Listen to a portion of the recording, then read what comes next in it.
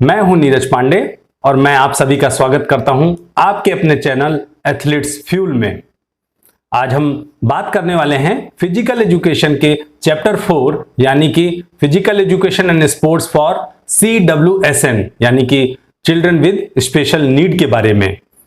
इस यूनिट में total 6 topic हैं, जिसमें से 3 ऊपर के 3 टॉपिक हम इस वीडियो में कवर करेंगे।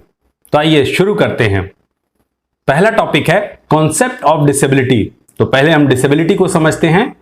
यह एक तरह की मेडिकल कंडीशन होती है जिसमें किसी व्यक्ति को किसी इंपेयरमेंट यानी किसी कमी की वजह से वो अपनी डेली लाइफ एक्टिविटी और नॉर्मल मूवमेंट को नॉर्मल वे में नहीं कर पाता है। मींस उसकी काम करने की एबिलिटी कम हो जाती है, वो सामान्य व्यक्तियों की तरह काम नहीं कर पाता है। इसकी वजह से उसके बॉडी के मूवमेंट रिस्ट्रिक्ट और लिमिटेड हो जाते हैं और वहीं फिजिकल फंक्शनिंग जैसे कि मोबिलिटी, डेक्सिलिटी और स्टेमिना में भी कमी आती है। मोबिलिटी का मतलब होता है एक स्थान से दूसरे स्थान जाने की क्षमता।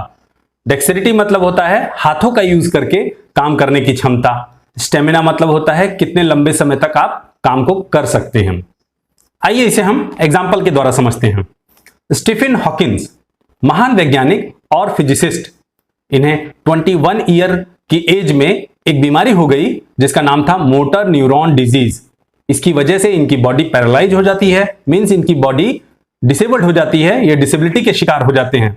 लेकिन इन्होंने अपने आत्मविश्वास के बल पर हॉकिंस रेडिएशन और ब्लैक होल जैसा कॉन्सेप्ट दुनिया को बताया और अपना नाम महान वैज्ञानिकों में दर्ज कराया। अब बात करते हैं कॉजेज ऑफ डिसेबिलिटी के बारे में। डिसेबिलिटी होने के मुख्य रूप से 2 कारण हो सकते हैं। पहला है कंजेंटल कॉज। कंजेंटल का मतलब होता है जन्म से प्राप्त, यानी यदि कोई व्यक्ति जन्म से नहीं सुन पाता है तो यह होगा उसका कंजेंटल कॉज। दूसरा है एक्वायर्ड कॉज। एक्वायर्ड मतलब होता है जीवन के किसी मोड़ पर उसे यह डिसेबिलिटी प्राप्त हुई है, जैसे कि किसी व्यक्ति का एक्सीडेंट हो गया है या कोई डिजीज की वजह से उसके हाथ या पांव काम नहीं कर रहे हैं, तो यह होगा उसका एक्वायर्ड कॉज। अब हम बात करते हैं डिसऑर्डर क्या होता है। ये नर्वस सिस्टम और ब्रेन से रिलेटेड प्रॉब्लम को डील करता है। यह प्रायः मेंटल डिसेबिलिटी के लिए यूज किया जाता है। मींस मानसिक रूप से संतुलित ना होना ही डिसऑर्डर कहलाता है। यह कभी कभी स्मॉल फिजिकल इंपेयरमेंट को भी इंक्लूड करता है। एग्जाम्पल के लिए यदि किसी व्यक्ति को शुरुआत में कम सुनाई देने लगा है तो यह होगा उसका डिसऑर्डर, लेकिन अगर उसे ट्रीटमेंट ना दिया जाए तो आगे चल के हो सकता है उसे कंप्लीट सुनाई ना दे, तो ये हो जाएगा डिसेबिलिटी। तो इसलिए हम कह सकते हैं अगर डिसऑर्डर को ठीक समय से ट्रीटमेंट ना दिया जाए तो यह डिसेबिलिटी में कन्वर्ट हो जाता है। इसके एग्जाम्पल हैं autism, OCD, ODD etcetera. Disability 3 तरह की होती हैं। पहला है कॉग्निटिव डिसेबिलिटी, दूसरा है इंटेलेक्चुअल डिसेबिलिटी, तीसरा है फिजिकल डिसेबिलिटी। आइए इसे हम एक एक करके समझते हैं। पहला है कॉग्निटिव डिसेबिलिटी। यह न्यूरोलॉजिकल डिसऑर्डर होता है, यानी नर्वस सिस्टम की प्रॉब्लम होती है। इसमें ब्रेन किसी इंफॉर्मेशन को ना तो स्टोर कर पाता है, ना प्रोसेस कर पाता है, ना ही प्रोड्यूस कर पाता है। इस डिसेबिलिटी के कारण व्यक्ति को रीडिंग, राइटिंग, कंप्यूटिंग में डिफिकल्टी महसूस होती है। यह एक तरह की इनविजिबल डिसेबिलिटी होती है, क्योंकि फिजिकल डिसेबिलिटी में मींस किसी व्यक्ति के हाथ या पांव में प्रॉब्लम है तो उसे तो हम देखकर बता सकते हैं, लेकिन व्यक्ति को सिर्फ देखने से हम ये नहीं बता सकते कि इसको रीडिंग, राइटिंग या स्पीकिंग में प्रॉब्लम है। कॉग्निटिव डिसेबिलिटी के कुछ सिम्टम्स होते हैं, उसे हम डिस्कस करते हैं। पहला है मेमोरी डिसऑर्डर, मींस याददाश्त का कमजोर होना। इस डिसेबिलिटी में कोई व्यक्ति कुछ समय पहले कही या सुनी हुई बात को भूल जाता है, means short term memory loss की प्रॉब्लम होती है। एग्जाम्पल के लिए गजनी मूवी में संजय सिंघानिया को शॉर्ट टर्म मेमोरी लॉस की प्रॉब्लम होती है। इसके बाद है हाइपर एक्टिविटी। इसमें व्यक्ति लंबे समय तक किसी काम को करने में अटेंशन नहीं रख पाता है, मींस वो इजीली अपने कंसंट्रेशन को लॉस कर देता है। नेक्स्ट सिम्टम है लर्निंग डिसेबिलिटी। ये इंक्लूड करता है डिसलेक्सिया को। Dyslexia means trouble in identifying the words and later. इसमें व्यक्ति को वर्ड्स और लेटर पहचानने में दिक्कत होती है। हमने तारे जमीन मूवी में देखा है कि 8 साल का बच्चा ईशान, जिसे वर्ड्स और लेटर उल्टे दिखाई देते हैं, मींस उसे डिसलेक्सिया की प्रॉब्लम होती है। नेक्स्ट है dysgraphia, means difficulty in writing. इसमें व्यक्ति स्पेलिंग मिस्टेक करता है, ग्रामेटिकल मिस्टेक करता है और हैंडराइटिंग भी पुअर हो सकती है। नेक्स्ट है डिस्कैलकुलिया, मींस मैथमेटिक्स, कैलकुलेशन और अरिथमेटिक से जुड़ी हुई प्रॉब्लम, मींस वो कैलकुलेशन में मिस्टेक करता है, ये होता है डिस्कैलकुलिया। नेक्स्ट टाइप की डिसेबिलिटी है इंटेलेक्चुअल डिसेबिलिटी। ये दो कैटेगरी में रखा गया है, पहला है इंटेलेक्चुअल फील्ड, दूसरा है एडेप्टिव बिहेवियर। पहले हम देखते हैं इंटेलेक्चुअल फील्ड। इस डिसेबिलिटी में व्यक्ति की इंटेलेक्चुअल थिंकिंग एबिलिटी कम हो जाती है। इसकी वजह से व्यक्ति किसी मैटर को डेप्थ स्टडी और उसकी डेप्थ एनालिसिस नहीं कर पाता है, मींस उसकी लॉजिकल रीजनिंग पावर और प्रॉब्लम सॉल्विंग की कैपेसिटी कम हो जाती है। नेक्स्ट है एडेप्टिव बिहेवियर।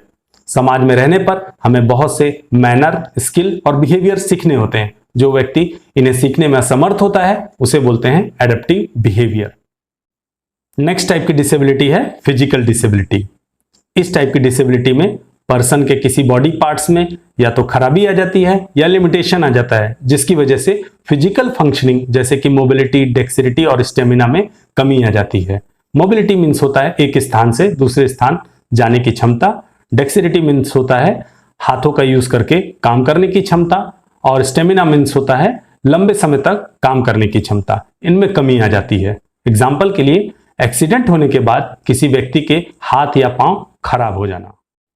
अब हम बात करेंगे कॉजेज ऑफ डिसेबिलिटी। पहला कॉज है जेनेटिक कॉज। जीन्स में एबनॉर्मलिटी होने की वजह से या डीएनए में खराबी होने की वजह से डिसेबिलिटी हो सकती है, और इलनेस, डिजीज और एक्स्ट्रा एक्सपोजर ऑफ एक्सरे की वजह से भी जीन्स में प्रॉब्लम आ सकती है, जिसकी वजह से डिसेबिलिटी हो सकती है। अगला कॉज है एक्सीडेंट। आजकल भाग दौड़ की दुनिया में हर कोई व्यक्ति अपने मोटर व्हीकल को बहुत तेज चलाता है, इस वजह से अक्सर एक्सीडेंट हो जाते हैं, और एक्सीडेंट होने की वजह से किसी तरह की डिसेबिलिटी हो सकती है। अगला कॉज है वॉर। युद्ध की स्थिति में बहुत से लोग मारे जाते हैं या डिसेबल्ड हो जाते हैं। बॉम्ब एक्सप्लोजन की वजह से कुछ लोग अपनी सुनने की क्षमता, बोलने की क्षमता और कुछ लोग अपने बॉडी पार्ट्स को भी खो देते हैं। नेक्स्ट कॉज है इन्फेक्शियस डिजीज। इन्फेक्शियस डिजीज की वजह से व्यक्ति में डिसेबिलिटी हो सकती है। एग्जाम्पल के लिए मम्प्स और पोलियो एक तरह के वायरस हैं। मम्प्स की वजह से व्यक्ति की सुनने की क्षमता कम हो जाती है, और पोलियो की वजह से व्यक्ति अपंग हो सकता है। डिसेबिलिटी होने के और भी बहुत सारे कारण हो सकते हैं। कुछ कारण आपको स्क्रीन पर दिख रहे होंगे, इन्हें भी आप नोट कर लें। अगला टॉपिक है टाइप्स ऑफ डिसऑर्डर। डिसऑर्डर कितने तरह के होते हैं? डिसऑर्डर मुख्य रूप से 5 तरह के होते हैं, जो इस प्रकार से हैं। ADHD यानी कि attention deficient hyper activity disorder. दूसरा है SPD यानी सेंसरी प्रोसेसिंग डिसऑर्डर। थर्ड है ASD यानी ऑटिज्म स्पेक्ट्रम डिसऑर्डर। फोर्थ है हमारा ODD यानी ऑपोजिशनल डेफिएंट डिसऑर्डर। फिफ्थ है OCD यानी ऑब्सेसिव कंपल्सिव डिसऑर्डर। तो आइए इन्हें हम एक एक करके समझते हैं। सबसे पहला है ADHD यानी attention deficient hyper activity disorder. ये दो चीजों से मिलकर बना है। पहला है अटेंशन डेफिशिएंट मींस ध्यान की कमी, दूसरा है हाइपर एक्टिविटी डिसऑर्डर मींस चंचलता बहुत ज्यादा मात्रा में। इस टाइप के डिसऑर्डर में किसी व्यक्ति की किसी चीज पर या किसी काम पर अटेंशन रखने की क्षमता कम हो जाती है, मींस वो लंबे समय तक किसी काम को फोकस के साथ नहीं कर पाता है। ADHD वाले व्यक्तियों को मुख्यतः 3 तरह की प्रॉब्लम फेस करनी पड़ती है।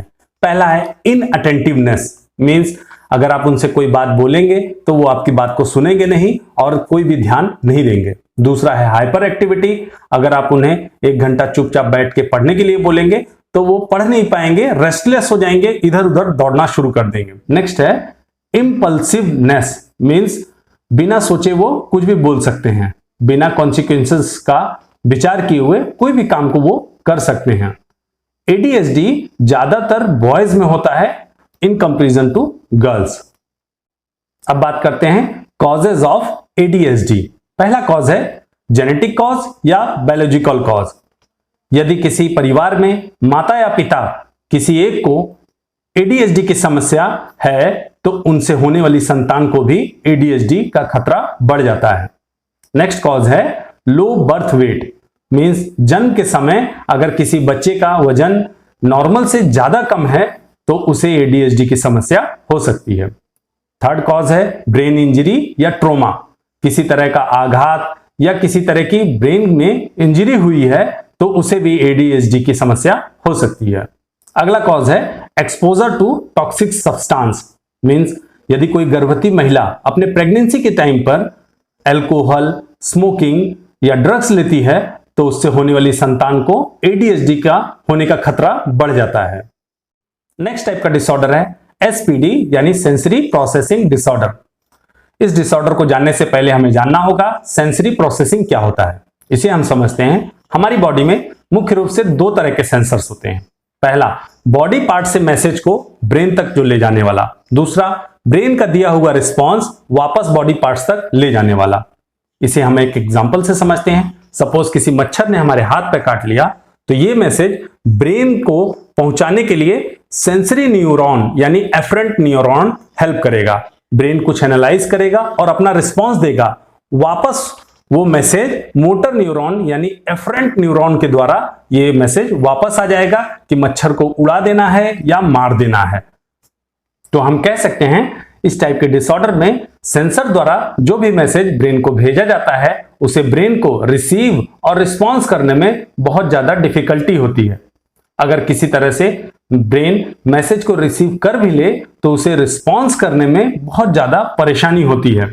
बॉडी में मुख्य रूप से 5 तरह के सेंसेस होते हैं जो इस प्रकार से हैं: hearing, smell, touch, sight and taste. और कुछ केसेस में ऐसा भी देखा गया है कि बच्चों से अगर आप कुछ पूछते हैं तो वो अनरिस्पॉन्सिव बिहेवियर शो करते हैं। मींस कोई भी जवाब नहीं देते हैं। कभी कभी तो एक्सट्रीम हीट, कोल्ड और पेन को भी ये पता नहीं कर पाते हैं। मींस अगर इनका हाथ आग के सामने भी रख दिया जाए तो ये हाथ भले जल जाएगा लेकिन इन्हें जलन महसूस नहीं होती है। इसके कॉजेज होते हैं जेनेटिक फैक्टर और लो बर्थ वेट। अगला डिसऑर्डर है ASD यानी ऑटिज्म स्पेक्ट्रम डिसऑर्डर। इसे हम परवेजिव डेवलपमेंटल डिसऑर्डर भी बोलते हैं। ASD वाले व्यक्तियों की कम्युनिकेशन स्किल इतनी अच्छी नहीं होती है। इस वजह से ये लोगों के साथ आसानी से घुल मिल नहीं पाते हैं और लोगों के साथ इन्हें उठने बैठने में हिचक सी महसूस होती है। ऑटिज्म वाले व्यक्तियों को 3 मेजर प्रॉब्लम फेस करनी होती है। पहला है difficulty in communication skill. Means वो अपनी जरूरत की चीजें और अपने इमोशन को भी ठीक ढंग से एक्सप्रेस नहीं कर पाते हैं। दूसरा है forming a relationship with others and stereotype. अपने स्टीरियोटाइप बिहेवियर की वजह से उनका कोई दोस्त नहीं बनता है। नेक्स्ट है तीसरा है रिपीटेटिव बिहेवियर। अगर उन्होंने कोई चीज देख लिया या सुन लिया तो उसे वो बार बार दोहराते हैं। इसे हम एक एग्जाम्पल से समझते हैं। बर्फी मूवी में आपने देखा होगा प्रियंका चोपड़ा पूरी मूवी में बर्फी बर्फी इसको बार बार रिपीट करती हैं। वहीं my name is Khan movie में शाहरुख खान को स्पर्शिया सिंड्रोम रहता है जो ऑटिज्म की कैटेगरी से ही बिलोंग करता है। ऑटिज्म के कॉजेस हैं genetic factor, low birth weight और एक स्पेशल कॉज है ओल्ड एज मदर और फादर। मींस किसी बच्चे का जन्म बहुत बाद में हुआ है, उस समय उसके माँ बाप बहुत बूढ़े हो चुके हैं तो उस बच्चे को ऑटिज्म का खतरा बढ़ जाता है। अगला डिसऑर्डर है ODD यानी अपोजिशनल डिफाइंड डिसऑर्डर। डिफाइंड का मतलब होता है विद्रोही, उद्दंडकारी या किसी की बात ना मानने वाला। इसे हम डिस्ट्रप्टिव बिहेवियर डिसऑर्डर भी कहते हैं। यह डिसऑर्डर ज्यादातर चिल्ड्रन और एडोलसेंट में होता है। जिन भी चिल्ड्रन के अंदर यह डिसऑर्डर होगा वो ज्यादातर चिड़चिड़े और झगड़ालू स्वभाव के होते हैं। वो अपने आसपास के लोगों को हमेशा डिस्टर्ब करने की कोशिश करते हैं। ये लोग हमेशा लड़ने के लिए तैयार बैठे होते हैं, इसलिए कुछ लोग इन्हें उल्टी खोपड़ी का आदमी भी बोलते हैं। ये अपने अथॉरिटी से आर्ग्यूमेंट करते हैं और अपने माता पिता और बड़ों की बात भी नहीं मानते हैं और अपने द्वारा की गई गलती का दोष हमेशा दूसरों पर देते हैं। और अपने आर्ग्यूमेंटिव बिहेवियर मींस बदला लेने के स्वभाव की वजह से ये अपने दोस्ती को कभी भी तोड़ सकते हैं। इनके अंदर सेल्फ रिस्पेक्ट की बहुत ज्यादा कमी होती है। ODD का कॉज है जेनेटिक फैक्टर या बायोलॉजिकल फैक्टर। इसका अगला कॉज है साइकोलॉजिकल फैक्टर। मींस परिवार में अच्छा माहौल ना होना या पारिवारिक जीवन ठीक से ना चलना। इसका अगला कॉज है सोशल फैक्टर।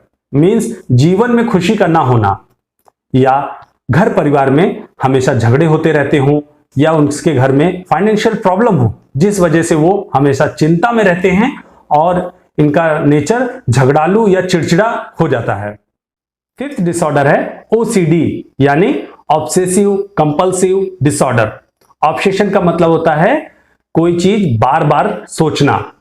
ये एक तरह का मेंटल हेल्थ डिसऑर्डर होता है जो किसी भी एज ग्रुप के लोगों को हो सकता है। इस डिसऑर्डर में व्यक्ति को बार बार अनवांटेड थॉट्स आते रहते हैं और वो इन थॉट्स को रोक भी नहीं पाता है, इसलिए ये एक तरह के ऑब्सेशन में फंस जाता है। ओसीडी के मुख्य रूप से दो पार्ट्स होते हैं। पहला होता है ऑब्सेशन, दूसरा होता है कंपल्शन। इसे एक एग्जांपल से समझते हैं। किसी व्यक्ति को लगता है उसके हाथ में जर्म्स बहुत ज्यादा हैं, इसलिए वो बार बार हाथ को धोता है। मींस ऑब्सेशन मतलब होता है सोच, यानी जर्म्स के बारे में उसने सोचा, ये हो गया उसका ऑब्सेशन।